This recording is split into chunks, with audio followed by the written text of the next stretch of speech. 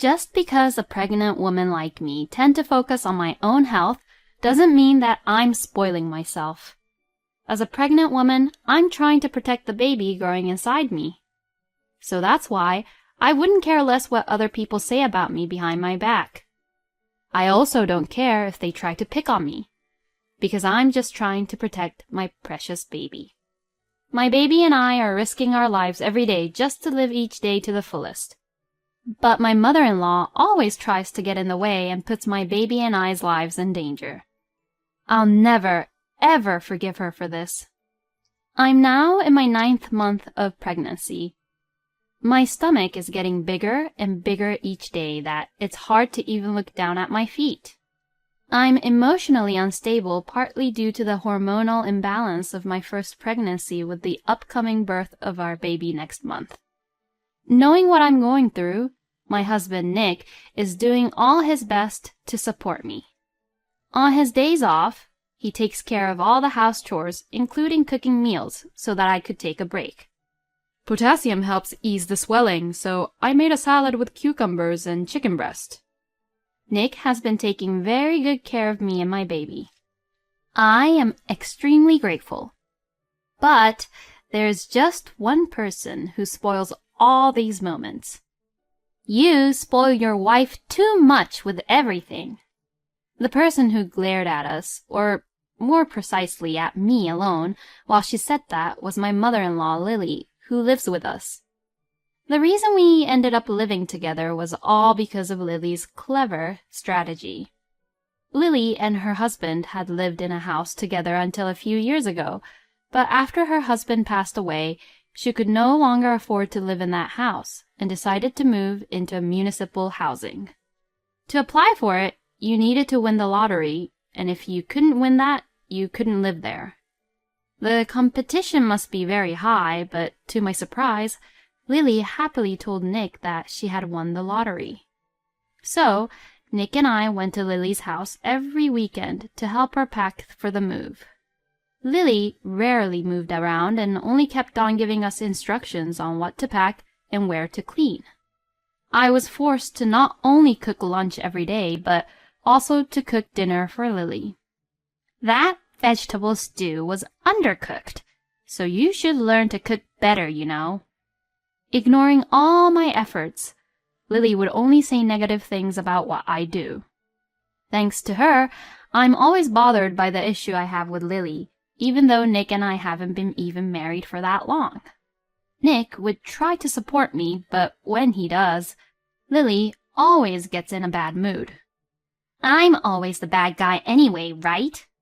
She sulks just like a child. I felt sorry for Nick, who was always caught in between Lily and I, so every time I would apologize to Lily so she would feel better. So like that, our days of helping Lily had continued. But on the day of the move, a huge amount of her belongings were brought into our house. Huh? Why are they all here? While Nick and I were confused at what was happening, Lily arrived at our house in a taxi. Lily gave instructions to the movers so that they could move in all of her things into the room quickly and efficiently.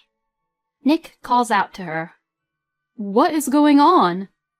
Well, you can see what's happening, right? I'm moving in.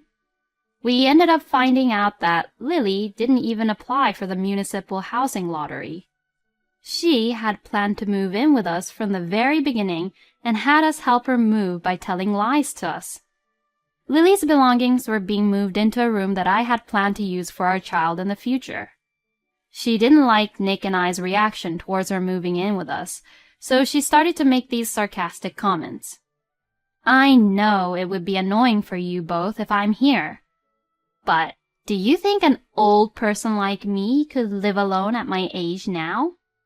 I can't even sleep because I'm afraid of what would happen. Then Lily acts really sad as if we would feel sorry for her. It was nothing but a masterful performance. The movers also heard her, and it looked like they pitied her. After all, I am disturbing your love nest, right? I wouldn't like it if I had an old person live with me. The way she said this was completely on purpose, and it really disgusted me. "Oh, that's not true, so don't say that." Nick was tricked by his own mother's tears. "Well then, please take care of me well. Thank you." So this was how Lily had moved in, and this was how we were forced to start living together.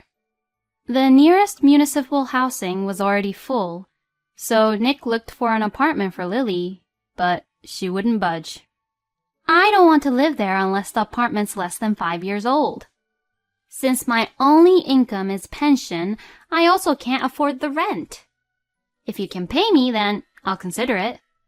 Lily saying things like that in a selfish way had continued, so she continued to live with us. In the meantime, Lily became more and more involved in our private life, and a year passed since she moved in with us. As Lily's daughter-in-law, I couldn't really complain, and eventually it became normal for Nick that Lily was at our home. Since Lily was always at home, it was difficult for me to find a place where I could relax. Not long after that, I found out that I was pregnant. Both Nick and Lily was very happy about it.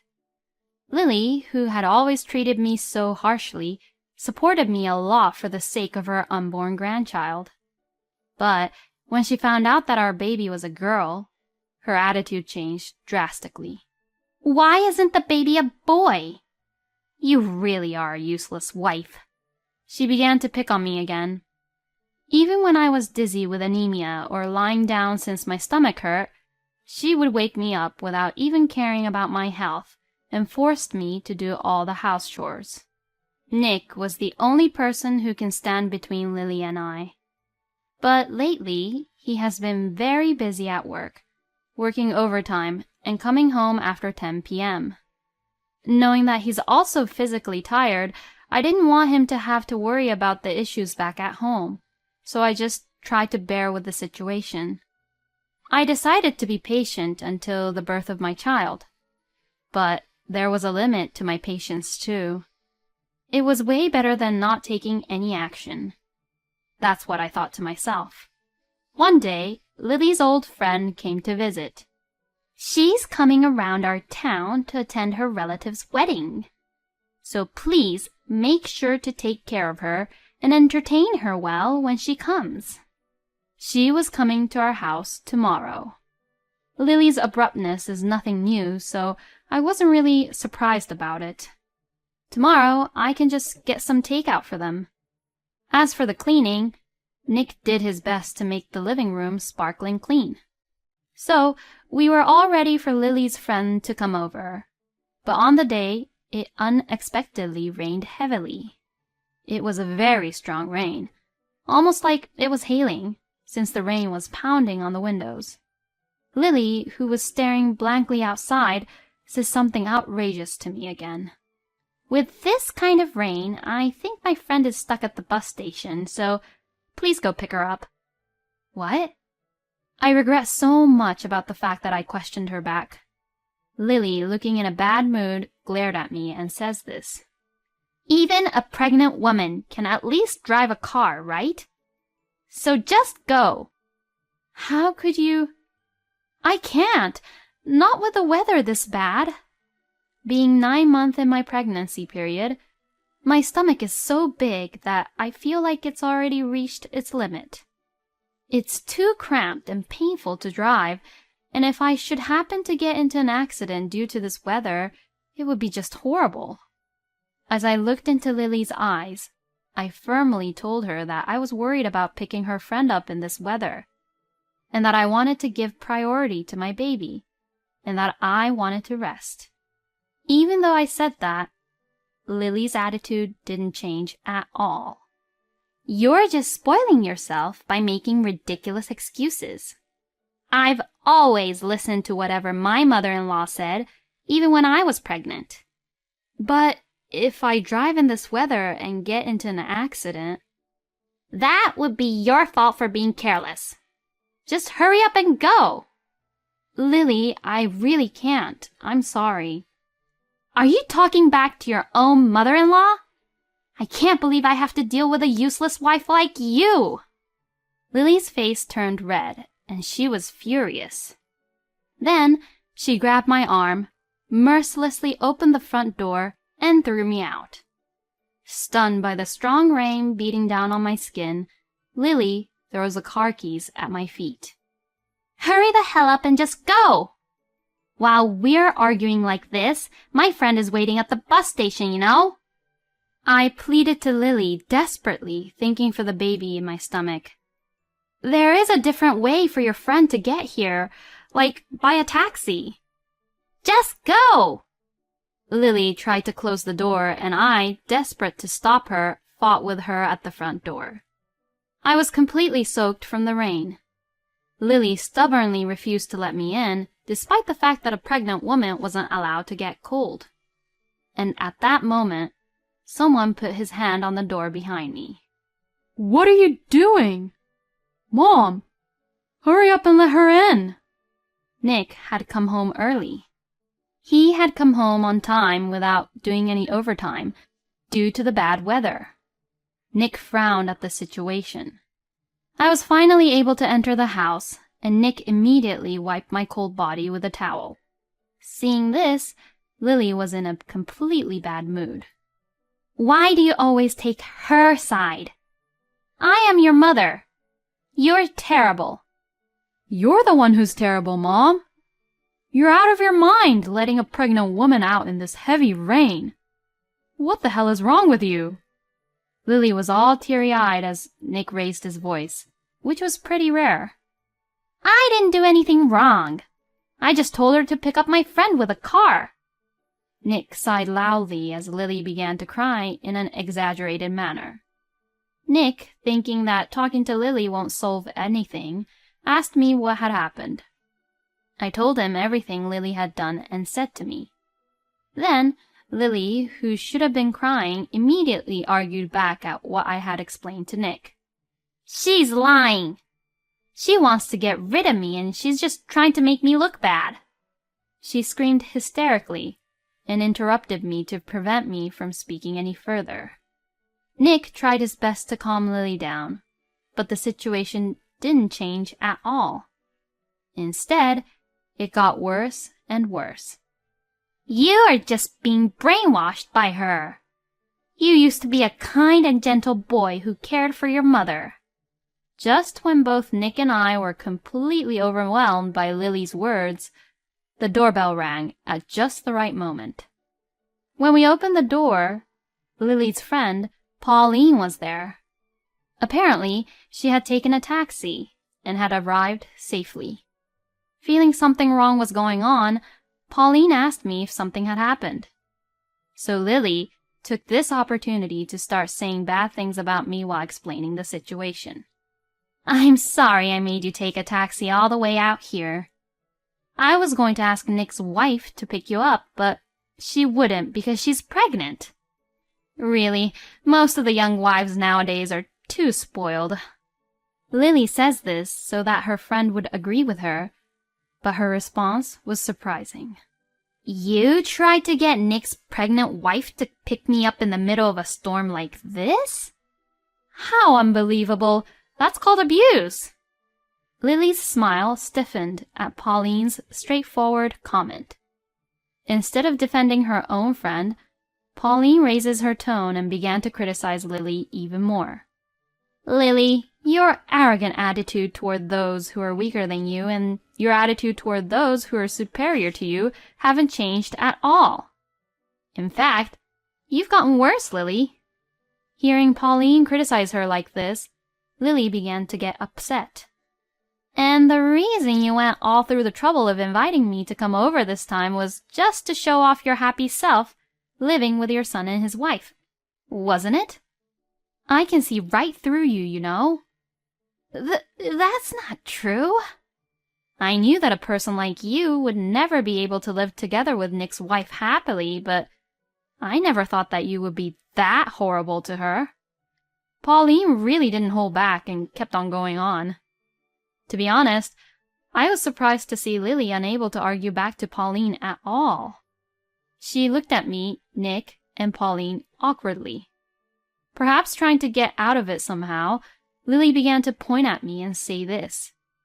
I wouldn't have tried to force her to pick you up if she had been nicer to me. And yet, she's always against me. I have all the right reasons to get angry at her. The only time I have ever went against her was just now. But Lily's attitude, where she was showing off that she was not in the wrong, was making me more and more angry. Above all, I couldn't forgive her for putting my baby in danger, so I finally decided to take action. I recorded every abusive comments you have ever made about me. I quickly put my own phone in front of everyone.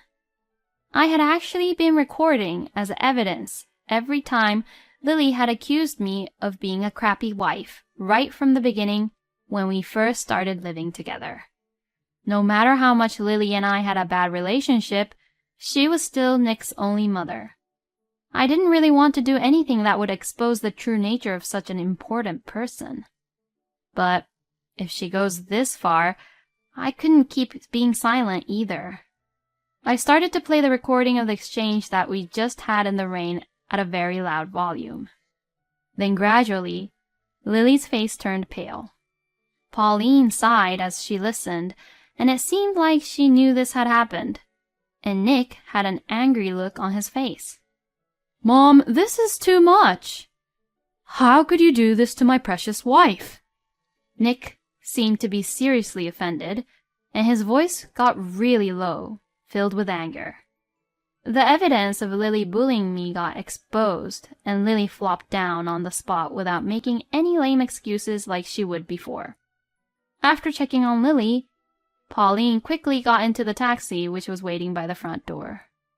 I rushed over to her and thanked her. "Thank you very much for what you said back there."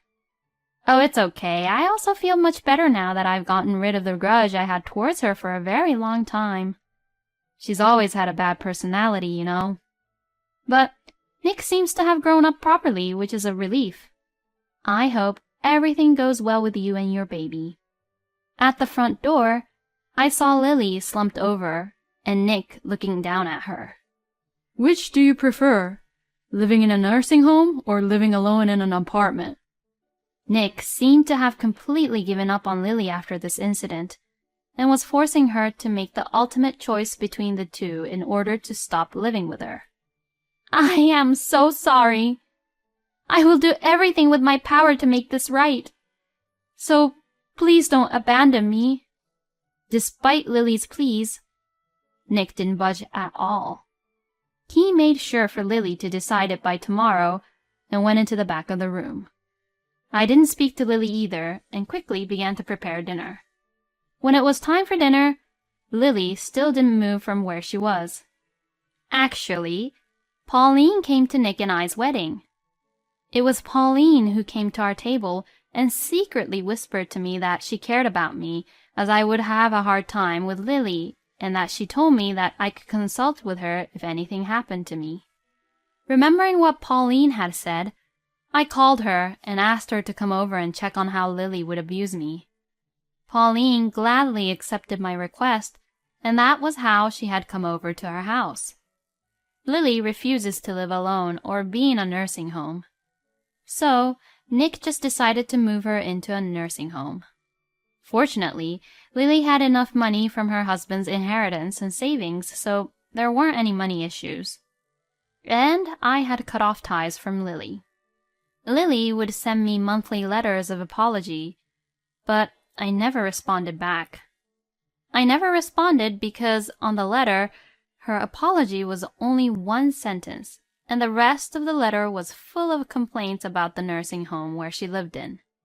"I feel as if someone was always watching me. I would have preferred to live alone. I am not that old yet." Even though she complains like this, it's not like I'll do anything about it for her. Nick also refused to receive the letter from Lily, and since then, she had stopped contacting Nick. In no time, I gave birth to a healthy baby girl on the due date. We are now doing our best to raise our child in our home without Lily. This is what happiness as a couple is all about. Every day I exchange smiles with my husband. I hope the three of us can continue to live together in peace.